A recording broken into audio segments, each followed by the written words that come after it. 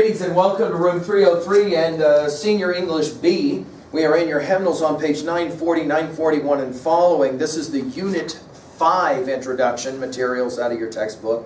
They'll qualify this as the Victorian Period, Progress and Decline.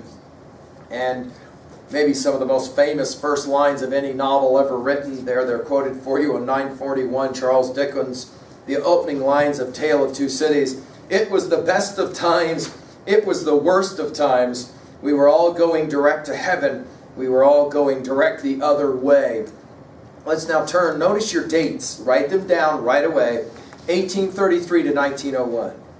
Now, as we have done this project with other units, namely 1, 2, 3, and 4, Unit 5 will be no different. As we're working, we're only working at level 1. We're simply summarizing or bullet pointing the work as we go through these pages. Read along with me, and then as we get to important information, you're going to want to write this down, okay?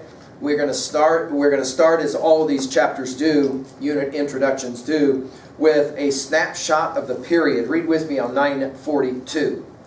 The Crystal Palace on the facing page, you can kind of see that image over there on 943, is a symbol of Victorian optimism and Victorian faith in progress, technology, empire.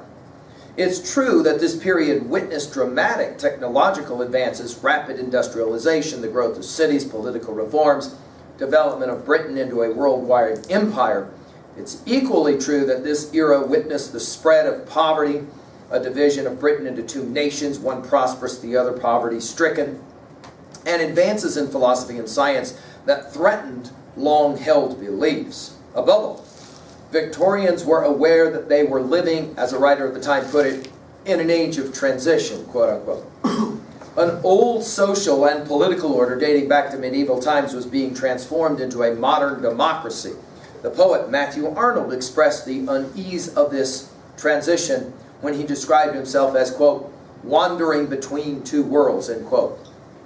You have a English cartoon of 1843, reflects the sharp contrast between the rich and the poor. The cartoon was inspired by a government report on the horrific state of workers in coal mines.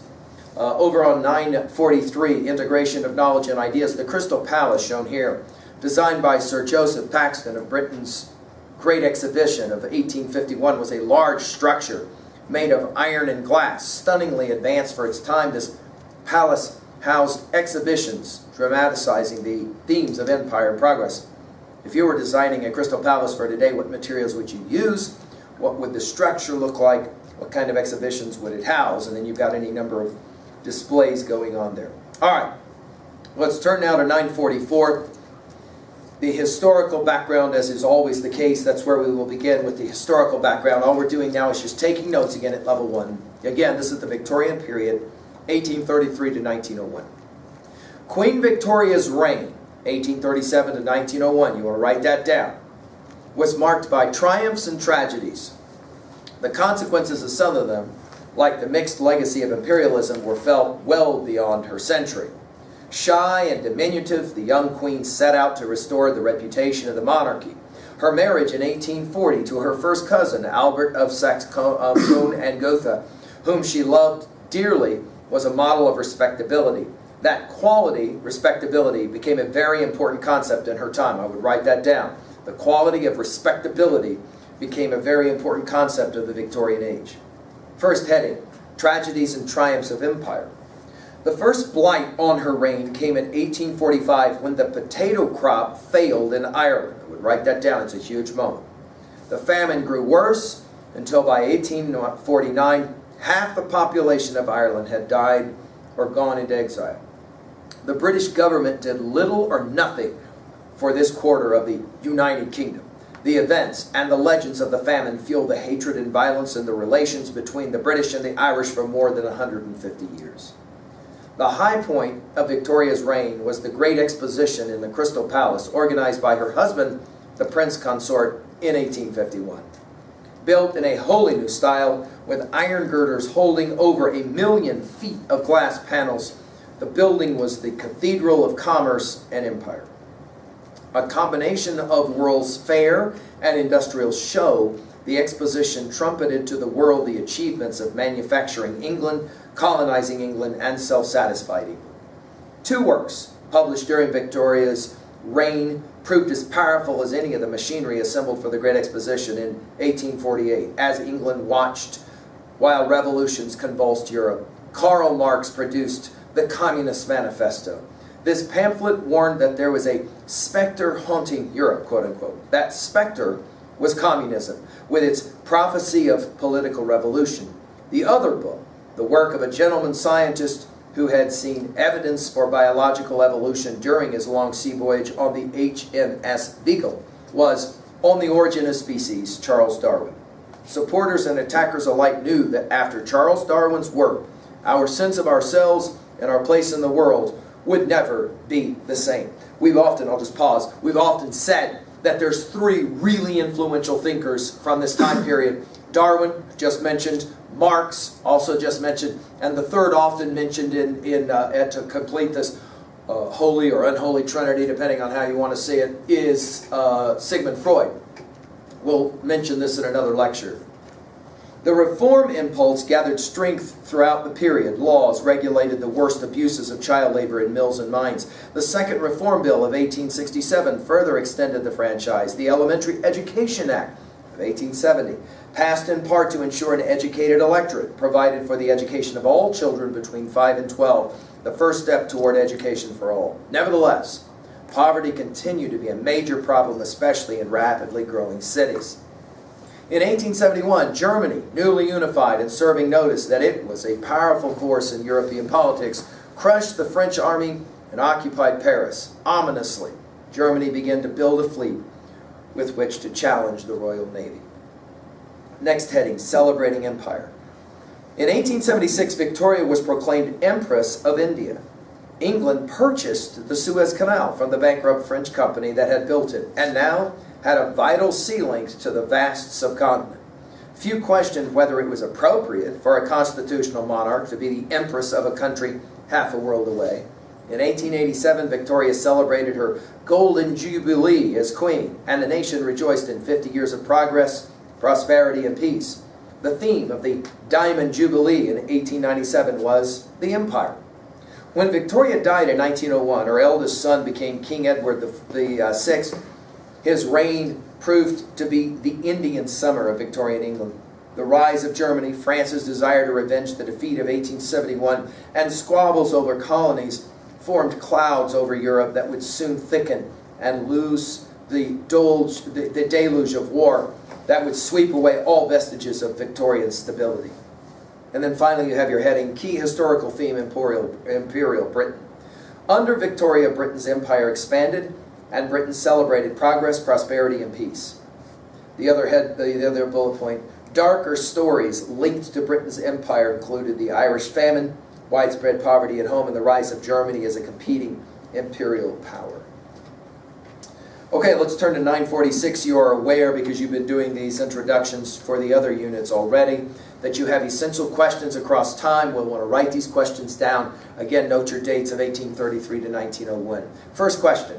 What is the relationship between literature and place? First heading, what was the reach of the United Kingdom's empire? Imagine a map of the world in 1897, Queen Victoria's Diamond Jubilee year, her 60th as Queen. Her 60th as Queen. The British Empire, centered in the United Kingdom of Great Britain and Ireland, covered the globe, starting from Great Britain, Scotland, England, Wales. Take an imaginary tour of the empire. Sail a little to the west to reach Ireland. Then sail across the Atlantic Ocean to the vast expanse of Canada. Next sail southward to the islands of the Caribbean. Continuing southward past the Falkland Islands, and rounding Cape Horn at the tip of South America, cross the Pacific Ocean to reach New Zealand and Australia. Traveling northward, dock at the beautiful harbor of Hong Kong. Then turn southward to reach India, which includes what we now know as India, Pakistan, Bangladesh. Traveling westward brings you to Africa, where there is almost enough continuous British territory for someone to dream of a railroad connecting Cape Town in South Africa with Cairo in Egypt. Finally, your tour takes you through the British-owned Suez Canal to the Mediterranean, past Gibraltar, and northward back to Britain. The British flag flew over 40% of the Earth's land. I would write that down. It's an amazing statistic. The British flag flew over 40% of the Earth's land, and the Royal Navy patrolled and controlled all the oceans of the world. By the way, you want to see your essential vocabulary there on page 946. It could end up on the examination. First question here, or second question here, at the bottom of 946. How was the spirit of empire reflected in Victorian literature? First heading, restless spirit. The poem Ulysses by Victorian poet Alfred Lord Tennyson makes no mention of England or empire, yet it still captures the spirit that produced an empire. Ulysses is the wandering hero of Homer's Odyssey. I'm at the top of 947. Who finally makes it home and reclaims his kingdom. In later legends, he's depicted as having had so many adventures that he cannot settle down to ordinary life. In these legends, he sails beyond the Pillars of Hercules, the Straits of Gibraltar, into the unknown sea. In Dante's medieval epic, the Divine Comedy, Ulysses is in hell, punished for his sin of going beyond an established boundary. To go beyond a limit in Dante's structured medieval world was a grave sin. In Tennyson's fluid Victorian world, to accept a limit was a grave sin. The restless spirit that can never stop exploring, glorified in Tennyson's poem, is the spirit that created an empire. Even a novel like Charlotte Bronte's Jane Eyre, set entirely in England, is connected with empire. When Jane Eyre grows up, she rejects one suitor who wants her to go with him as a missionary to India. She falls in love with the dark, brooding, Byronic Mr. Rochester, who has come back from Jamaica with a fortune and a terrible secret. The next heading, Empire's Poet. The poet of empire was Rudyard Kipling. Born to British parents in India, he made that country which he loved vivid to his countrymen in poems and his paradigmatic novel, Kin. Kipling delighted in describing British soldiers, the Tommies, the thin red line of heroes who carried the empire on their shoulders. In The Widow at Windsor, one of those soldiers speaks of his pride and his problems in his service. Recessional is Kipling's own solemn warning against the arrogance of power. To continue on 947, let's just read that little box, the British tradition, close up on art. The values of empire and the values of art. While the British Empire thrived on progress and expansion, an avant-garde group of Victorian painters sought purity and inward focus by moving backward in time. This group, founded by the painter and poet Dante Gabriel Rossetti, 1828 to 1882, called itself the Pre-Raphaelite Brotherhood. Its members found inspiration in the Gothic style of the Middle Ages before the time of the Renaissance painter Raphael, hence the group's name.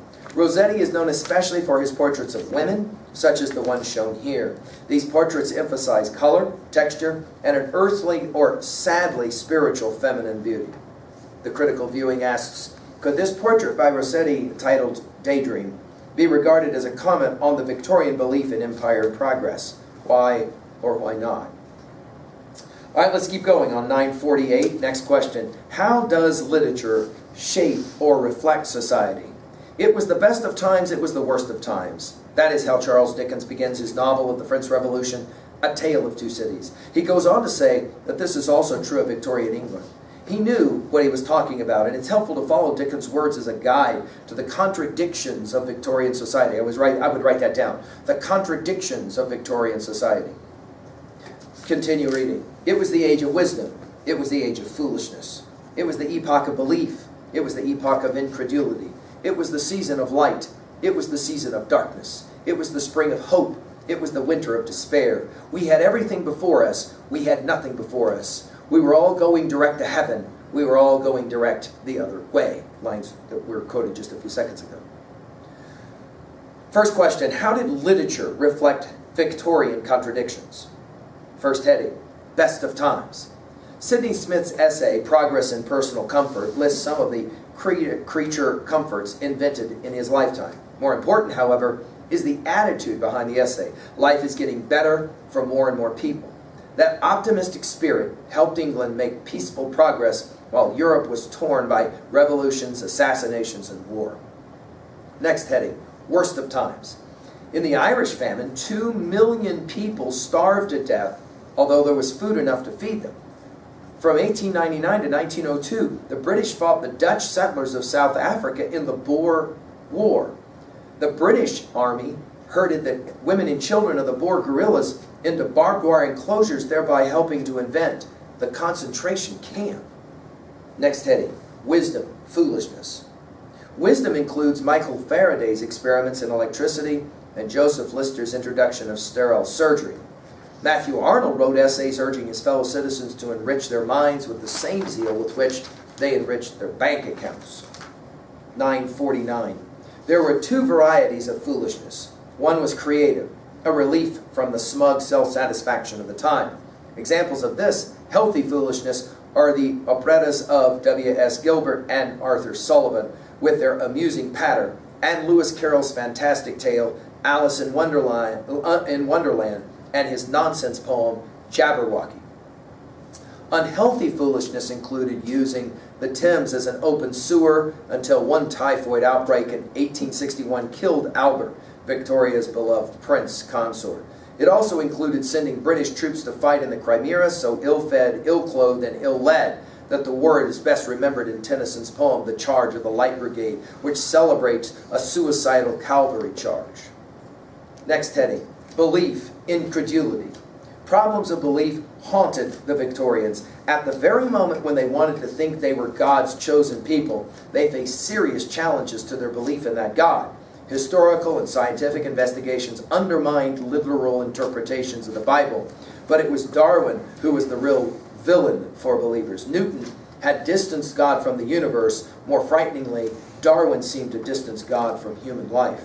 Let's just jump across let's do the last heading here. Hope, despair. It is the spring of hope in Elizabeth Barrett Browning's Sonnet 43. It is the winter of despair in Matthew Arnold's Dover Beach. It is the season of light in Jarred Manley Hopkins' God's Grandeur. It is the season of darkness in Emily Bronte's Remembrance. Let's do the box there on 949 really quickly. The British Tradition, The Changing of English Language by Richard Lerner. Euphemisms, the fig leaves of language. Read with me. Prudishness reached its golden age in the straight-laced Victorian age. Take the widely read Lady Go's Book of Etiquette.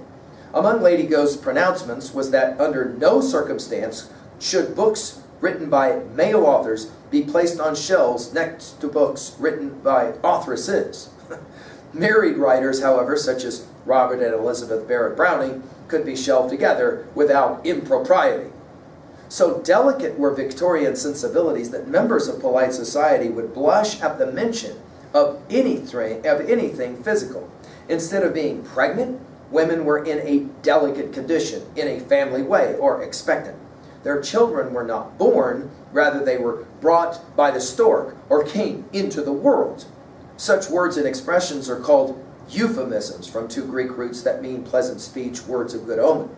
A euphemism is a mild and direct word or phrase used in place of one that is more direct or that may have an unpleasant connotation for some people. Using a euphemism is calling a spade a heart or telling it like it isn't. In the Victorian age, prudery extended even to animals and things. Bull was considered an indecent word, and the proper substitute was he-cow, male cow, or gasp, gentleman cow. Victorian standards were so exacting that Victorians could not refer to something as vulgar as legs. They had to call them limbs, even when talking about the legs of a chicken or a piano. Instead of asking for a leg of chicken, they would ask for dark meat, and they even went so far as to cover up piano legs with little skirts, believe it or not. Okay, we're on to page 950. There was light and there was hope in the Crystal Palace, despair and darkness in the fetid slums with contaminated water. The last heading, going direct to heaven, going direct the other way. Nowhere is paradox more apparent than in the era's treatment of children. The Victorians frequently sentimentalized their children as little angels. However, in the novels of Dickens and Bronte and many others, we meet orphans and abandoned children struggling to survive in a hostile world. Often we see these children in school where the adults view them as, to use Dickens' phrase, going direct the other way, unless they are rigorously and painfully kept in line. All ages have their paradoxes, but the Victorians more than most felt again in Dickens' words, we had everything before us, we had nothing before us. And then you have a critical viewing on page 950. In this scene from Charles Dickens' autobiographical novel, David Copperfield, young David, shown at the center, is on a journey from Yarmouth to London. To what extent does the illustrator sentimentalize David? To what extent does the illustrator show David struggling to survive in a hostile world? Do note your vocabulary words on 950. They could end up on the examination as well. All right, 951, next question. What is the relationship of the writer to tradition? Literature turned inward in the Victorian period. As the empire expanded and people talked of progress and prosperity, there was a brooding, melancholy tone to much of Victorian writing. Writers also used old forms in new ways or created new forms. Poets adapted traditional forms like the elegy and the sonnet to address contemporary questions of belief. Robert Browning's dramatic monologue, a new poetic form, more vital than many stage plays of the era, reflected an up-to-date understanding of psychology. Novelists developed a genre created in an early century and found an eager audience. Published in serial form in magazines, novels generated the same excitement as popular TV sitcoms do today. Next question, how did poets repurpose traditional forms and subjects? First heading, an elegy with up-to-date themes. Tennyson's In Memoriam, AHH, his elegy for his friend Arthur Holman, speaks to the problem of belief and doubt that was central to the age. In this poem, Tennyson struggles to come to terms with Holman's death at the age of 22, asking whether a benevolent God or an indifferent nature directs the universe. About 10 years before Darwin, he writes of nature red in tooth and claw, quote unquote. One of the most impressive acts of his elegy is its engagement with the latest scientific discoveries. By the end of the poem, however, Tennyson has regained his belief and declares his faith in a divine plan for the universe. Next heading,